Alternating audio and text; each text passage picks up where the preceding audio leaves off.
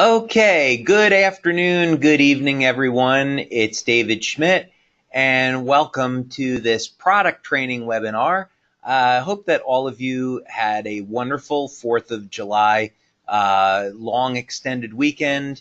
If you already haven't taken a vacation, you have one coming up this summer. Hope you will be happy, healthy, safe, and enjoying some well-deserved time to relax. We are going to be talking about a summer patch today, which is glutathione. Of course, you need glutathione every day of your life. It's the master antioxidant, the most important antioxidant, certainly that you could take and elevate. We'll get into that in a little bit more detail.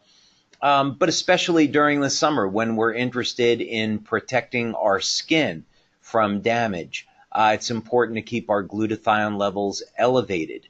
When we have a lot of stress in our life and we want to help to manage that stress, support our immune function, glutathione is critical in that process. So today, what we are going to do is dig into the benefits of glutathione. You're going to look at clinical studies that we have done to support the safety and the efficacy of the glutathione patch. And I have a few surprises for you. I pulled a few clinical studies to show you some of the surprising benefits of glutathione. For all of you men that are out there today, or for all of you women that have husbands or partners and you want them to have the best quality of life possible, I've got a clinical study that I'm going to show you where men can become better lovers because of glutathione. So that's a little bit of a tease, and we'll get to that a little bit later on. So with that, there's going to be a fun product training webinar today for sure. Let's go ahead and get started and learn about some of the wonderful things of glutathione. Just quick mention here, I'm not a medical doctor. I'm an inventor and a researcher. And we are not making any medical claims about our product. We're going to look at a lot of technical information today that I'll share for your information only. We never make medical claims about our products. So with that out of the way, let's go ahead and get started. So first things first, let's go ahead and take a look at some of the benefits of glutathione. Why would you want to elevate your glutathione levels? And I found a website here, healthtrends.com, that had a very nice summary of some of the benefits of glutathione.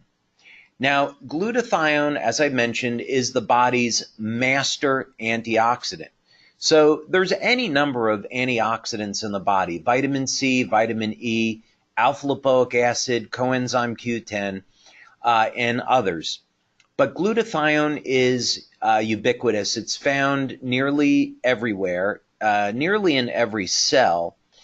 And it can also help take an antioxidant like vitamin C, which has been used up, and convert vitamin C back into its active state. So glutathione is incredibly powerful. Now, when we think of antioxidants, two of the things that they will do is help reduce our susceptibility to oxidative chemicals, and they'll also help to manage inflammation. So let's say that you're working with someone that has Parkinson's disease, or you have someone with rheumatoid arthritis. You could apply the glutathione patch and help to see a reduction in inflammation and even a reduction in pain. This is because of the antioxidant properties of glutathione and how it helps to manage inflammation. So those are some of the basics when we're talking about an antioxidant like glutathione. But now glutathione goes way beyond that. One of the things that got myself interested in glutathione is its connection to aging and lifespan. Studies have shown that how long you live is directly correlated to the body's levels of glutathione. Also, so what this is really going to mean is that we can potentially extend lifespan with glutathione, potentially, but it's really more about staying younger longer and keeping the body healthy. So that's a big, big benefit of glutathione. Now, as glutathione is an antioxidant and found nearly everywhere, it's going to protect organs like the brain, the liver, and the heart, just to name a few. Glutathione also has an intimate role with the pancreas, we'll talk about in a moment. Now, the majority of glutathione that's made in the body is made in the liver, and maybe not surprisingly, the liver is the most regenerative organ in the body. So in any case, especially someone that likes to drink, maybe not have a healthy diet, keeping your glutathione levels elevated can help to protect the liver. By the way, we're getting quite a few questions coming in here. Just want to remind you that at the end of this brief presentation, I will be answering questions. Okay, some other things here about glutathione. Glutathione it plays a role in supporting immune function through several different pathways. When you go to this website, there are going to be a number of medical applications of glutathione. And bear in mind that, number one, we don't do any research on looking at how any of our patches can treat medical conditions. We always look at treating symptoms. And just because there's research on the use of glutathione to treat a medical condition, we don't make that as a claim. So here's would be a good example. Parents that have children with autism have noticed that they use the glutathione patch and the symptoms of the children improve. This is kind of understandable why that would happen. It's very important to distinguish, though, that glutathione is not curing autism. It's just simply helping to manage some of the symptoms. So in any case, I think that's a nice overview and introduction to some of the benefits of glutathione. And in the interest of time, you can go and to healthtrends.com and look at some of these summaries for yourself. But let's move on now and take a look at some of the other work that we've done when it comes to the glutathione patch.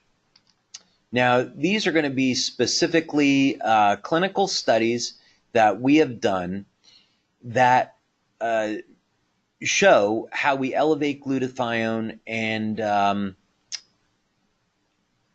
well, again, staying away from medical claims, just how it can support the health of the body. This will become kind of self-evident as we dig into it. So we've been doing research now on our glutathione patch since 2005, and thought we would start off with this study that we did in 2010 with Dr. Lisa Tully, who is a pharmacologist. And this study, we collected blood samples and urine samples from the participants. It was a pilot study. And basically, we wanted to see, when we were applying the glutathione patch, did this lead to an increase in blood levels of glutathione, and did we also see an increase in the amount of mercury in the urine, meaning detoxification. And of course, it says right here, the results indicate that the LifeWave patches significantly increase blood glutathione. Now, let's use a frame of reference. If you take a glutathione pill, after 30 days, you'll see a 14% increase in glutathione. So that would be considered significant. So how did we do with the glutathione patch? Now, this study, along with other studies on our website, can be found at the science section of our website. For the interest of time, we're just simply going to scroll through this, and I'm going to go down to page 12, where we can look at the summary. If you want to go back later and look at all these graphs, you certainly can do that. So a couple of things I want to bring to your attention is that um, although there is variability in baseline glutathione measurements, which I'm going to discuss, we saw that the average after patch placement was 264% increase. Now, what does that mean, variability in baseline? This is important. Someone asked me earlier today, what would a normal level of glutathione in the blood be? And this is a very difficult question to answer because what would be a normal level today? And where does this person live? Do they live in, the pristine woods of maybe Colorado, or do they live in Beijing, which is an incredibly heavily polluted place? Does the person have a healthy diet? What is the age of this person? Because there's going to be age-related declines of glutathione, and et cetera, et cetera. So coming up with what a quote-unquote normal level of glutathione today, I think would be rather difficult, given all the toxins that we're exposed to in the environment.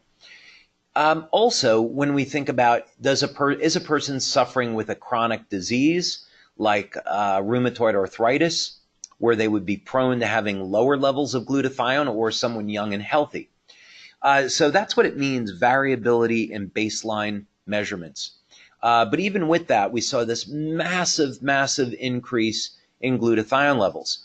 Now, if we take the worst case, someone had the lowest baseline value, maybe they were sick, who knows? There was an increase of 454%. So when we're talking on our website about a 300% increase in glutathione, this is where these numbers come from. But let's give another example here. And actually,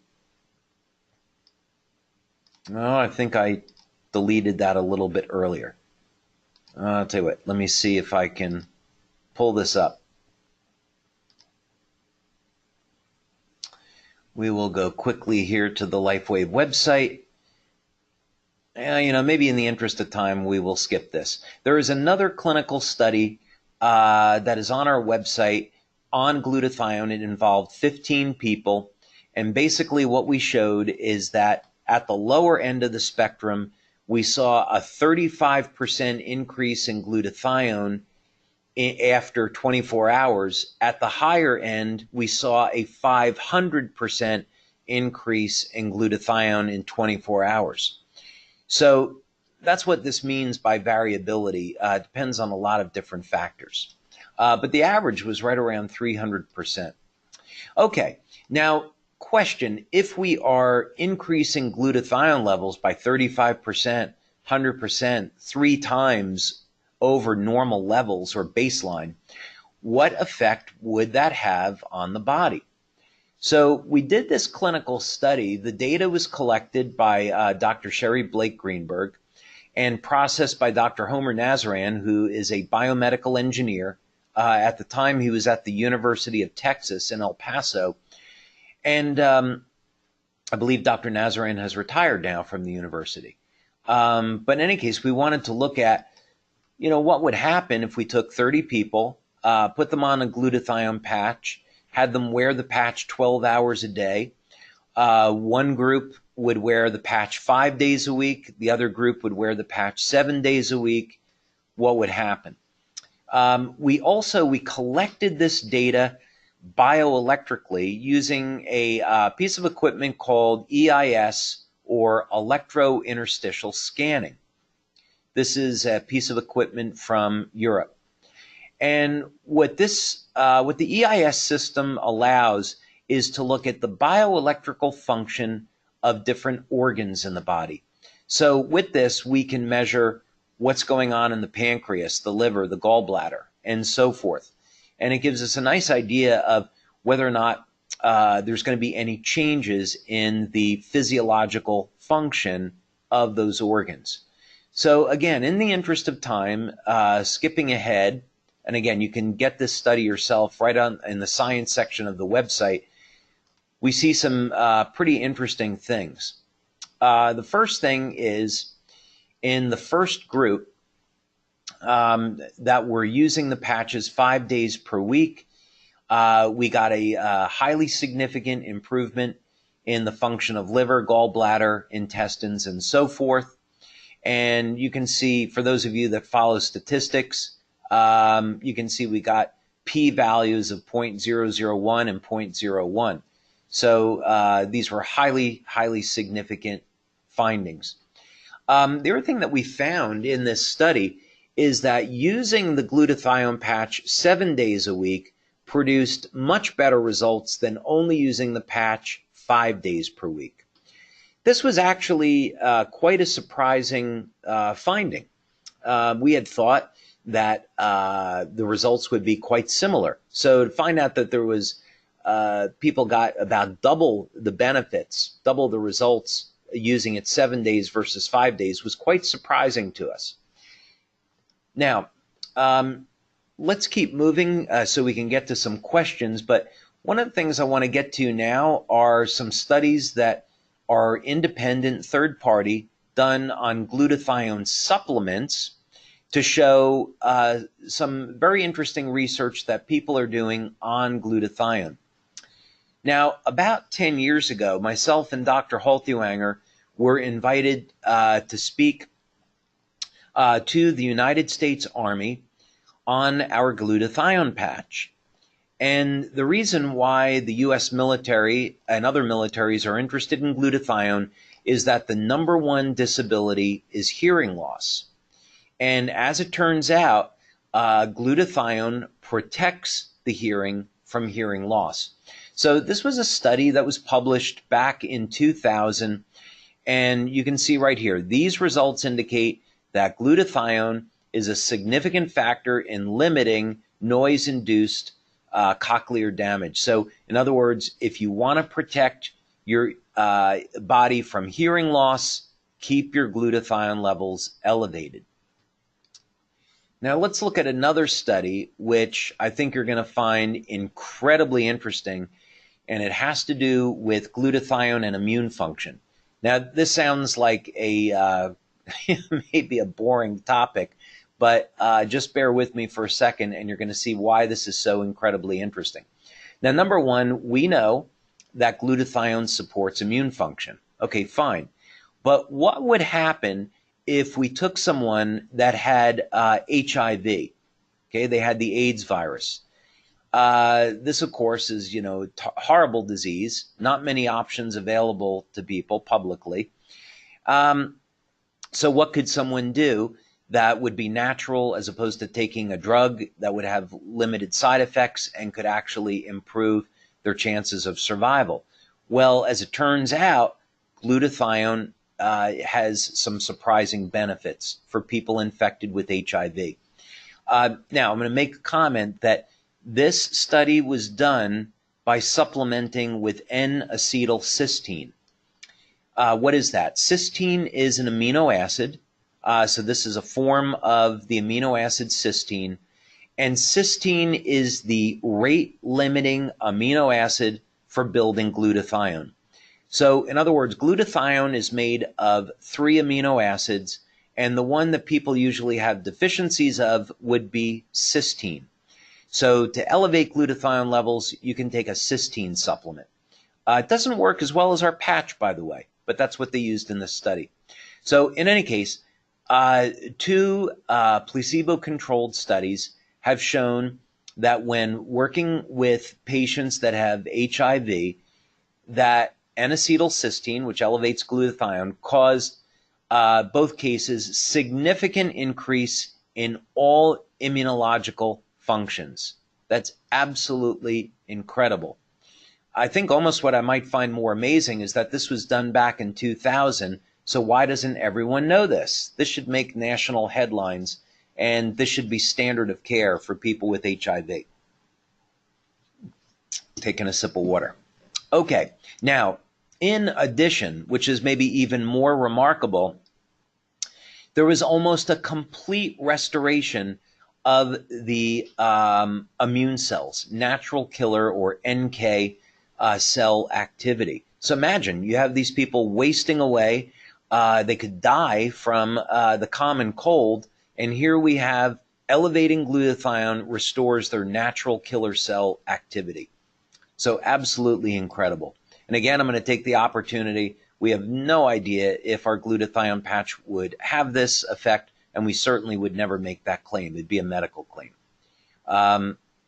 So what I would recommend, somebody has HIV, get on a supplement of N-acetylcysteine. Okay, now, maybe I saved the best for last, depending on how you look at it. Erectile dysfunction, not a fun thing, especially during the summer months, the months of love. What can men do if they have erectile dysfunction? And that is perhaps could be the subject of a whole webinar, since there are many, many natural options available to men. But this one study is rather interesting. I have to be honest with you that I was unaware of the role that glutathione played in the synthesis of nitric oxide. I happened to find this when I was doing some research on glutathione. And I do find it a little surprising. But in any case, this was in groups of men that had type 2 diabetes or were healthy, but the conclusion was still the same. When men had low levels of glutathione, this led to a reduction in the synthesis of nitric oxide. Now, nitric oxide is a gas. It's produced from the amino acid arginine. So you can take supplements like arginine or citrulline, and they will elevate nitric oxide. Again, subject for another webinar. But in any case, nitric oxide is a vasodilator, and this is what allows men to produce erections. And as men age and they get damage to their cardiovascular system, circulation is impaired, and men suffer with erectile dysfunction or other problems with sexual performance. Now, this is a really serious problem because erectile dysfunction is an early indicator of heart disease. Makes sense. When you think if you have impaired circulation, this is going to be not only a problem for sexual performance, but for the heart. So we should be very, very interested in elevating nitric oxide. Another thing is nitric oxide has hormonal function, acts like a hormone, and has been shown to be important for circulation within the brain. There's even research going on looking at using nitric oxide as a preventative for Alzheimer's disease, maybe even a treatment. So here we can see it's very critical that keeping glutathione levels elevated helps to support healthy nitric oxide levels. Very, very surprising. And so, in other words, if a man has erectile dysfunction, one thing you can look at is elevating your glutathione levels. I wouldn't stop there, by the way. I would say that would be one thing you can do. But there's certainly many other things to tackle that problem naturally. You don't need Viagra or Cialis or Levitra or any of those other chemicals. You can solve your erectile dysfunction naturally. Okay. So with that, let's go to some questions. And you can either raise your hand and I will unmute your microphone, or I've got a slew of questions here. Let's see if I can take some of these. All right, bear with me for a second. All right, let's see what we got here. Oh, a lot of questions tonight. Let's see what I can get to. Some of these questions are very long. You know, there are a few of you that asked really, really long questions.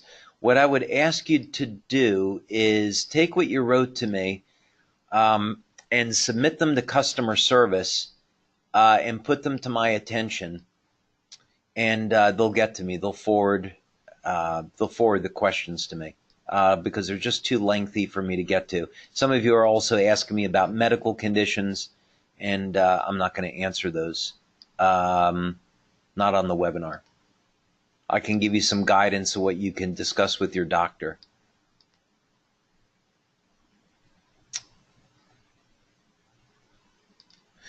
What is the ideal patch protocol for motion sickness? Oh, this is actually interesting. I can answer this. It would be a medical claim, but it's well supported by the FDA. Actually, I think the only thing the FDA has ever approved in terms of a medical claim for acupuncture is the treatment of motion sickness. That's kind of odd. But in any case, that's the way it is. Stimulation of the acupuncture points, pericardium 6. So this would be located on the wrists. Actually, I've got them on here today. How convenient. 3 finger widths from the crease in the wrist. By the way, this is always where I wear the patches on Tuesday. So it really, literally did work out that way. But you put the energy patches white on right, tan on left. The pericardium is the protective sheath that surrounds the heart. And so I stimulate the pericardium once per week. But use the energy patches on those points, and it is a well-known treatment for motion sickness. Okay. Along with elevating glutathione for Parkinson's, which patch can elevate dopamine? That would actually be our Nirvana patch. The Nirvana system is going to elevate dopamine and beta endorphins. So those are the feel-good chemicals. Now, if you're thinking about using those patches for treating Parkinson's, again, speak with a medical doctor first. We know, though, that glutathione has had wonderful benefits on helping to manage some of the symptoms associated with Parkinson's. And by the way, reason for this is that glutathione is what's called neuroprotective, meaning it's going to protect the nerves from damage. So, yeah, I'll keep the glutathione levels elevated for someone with Parkinson's, MS, Alzheimer's, and so forth. Neuropathy for sure. Okay, would the this is interesting. I don't think I've gotten this question before. Would the X39 patch be most ideal for gum health support? If so, is it better to place locally near the mouth, such as the chin? Now, the beautiful thing about the X39 is patch placement is virtually irrelevant. So if you want to get the benefits of X39 for anywhere in the body, place one day behind the neck, another day below the belly button, and that's good for the entire body. So there's no need to really apply it locally. You can if you want, but not necessary. Now, the X39 patch, of course, has been designed to elevate copper peptide. A number of years ago, this is going back maybe 15 years, I saw that there was a toothpaste made with a copper compound because it was found that copper can actually kill gingivitis. So this would be to say that we could speculate that X39 would help to support the health of the gums. There's some other things that are very well known to support the health of the gums. Fish oils, for example, or algae oil, basically omega-3 oils, will help act as an anti-inflammatory for the gums. So if you get your fish oils, your algae oil on a regular basis, eat salmon regularly or mackerel, use the X39, yeah, I would say that would be a good strategy for supporting the health of the gums.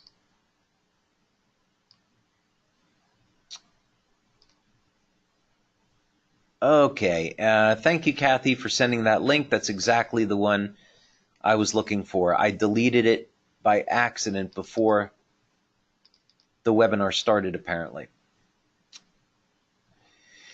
All right, let's see. My almost 13-year-old Cocker Spaniel has cataracts and now seems to be losing her hearing. The X39 seems to have resolved her arthritic pain in her back hips. Would the glutathione patch help with either her cataracts or her hearing?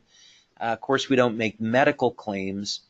So glutathione, from what I've seen in the research, can help to protect hearing from hearing loss. But if a human being or an animal has already lost their hearing, I don't think glutathione is going to really help. There is some research on the use of copper peptide to regenerate damaged nerves. So that might be something that would be an interesting area of research. With cataracts, I might be looking at something like glutathione or carnosine. Again, we can't make any medical claims. You'd want to work with your doctor to assess the safety.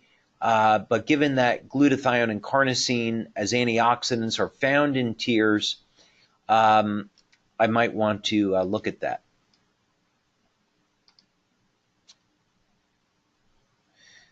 Okay. Okay, so this is from a member. They're making a statement. I've been using LifeWave patches since February. I think they're a wonder. Thank you very much.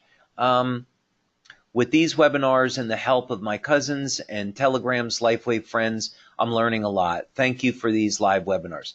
You're very welcome. It's my pleasure. I love doing the webinars and always happy to be of help. So thank you for sharing that. Okay, since the patches work based on phototherapy, will they be affected if they are put near a light source or in sunlight?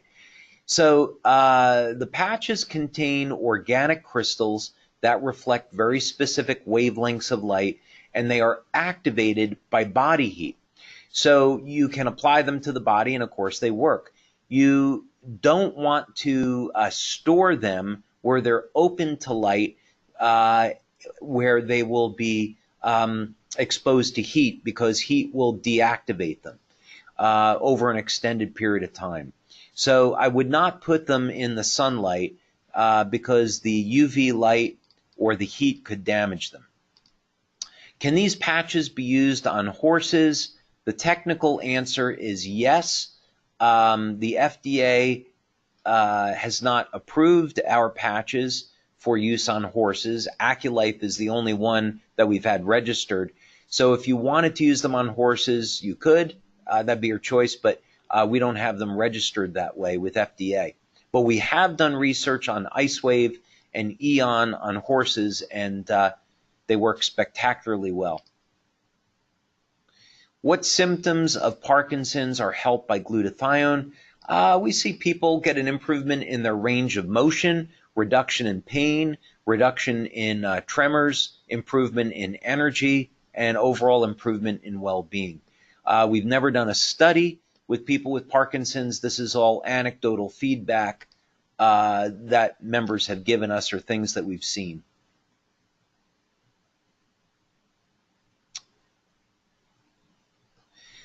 Let me see. This is going to be a long question, but it's a really good one. Precisely, what is the glutathione patch targeting to stimulate the glutathione release?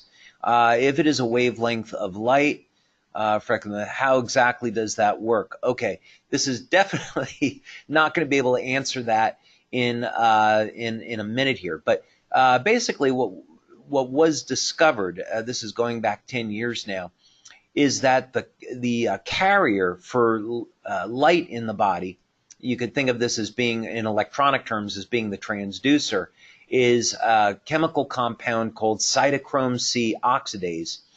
And so basically what happens is you have light that will hit the surface of the skin. The wavelengths of light will come in contact with cytochrome C oxidase, which is part of the energy production cycle in the mitochondria. And then this gets converted over into biochemical effects. So what that means is, let's say we use 660 nanometer light, or we use a wavelength of light in the infrared band. Cytochrome C oxidase will be activated by this light, and in response will increase beta oxidation, which is fat burning. So we get an increase in mitochondrial energy. This mechanism is very well understood today, and is the basis for photobiomodulation and phototherapy. Okay. For overall maintenance, how often might one wear the glutathione patch? Now, the X39 will increase glutathione levels. It's about 30 to 40% from our research. So that would be perfect for maintenance. But if you wanted to do a detox, what I do is I use X39 on the back of the neck during the day. I'll use carnosine below the belly button. I use 1 or 2 sets of energy patches. And then at night, I use the Eon patch. And I also am always experimenting with different patches and rotating things. On the weekends, though, I'll substitute carnosine for glutathione. So I use the glutathione patch now 2 days a week. That's the cycle that I like, and depending on what results you're looking for, you can experiment.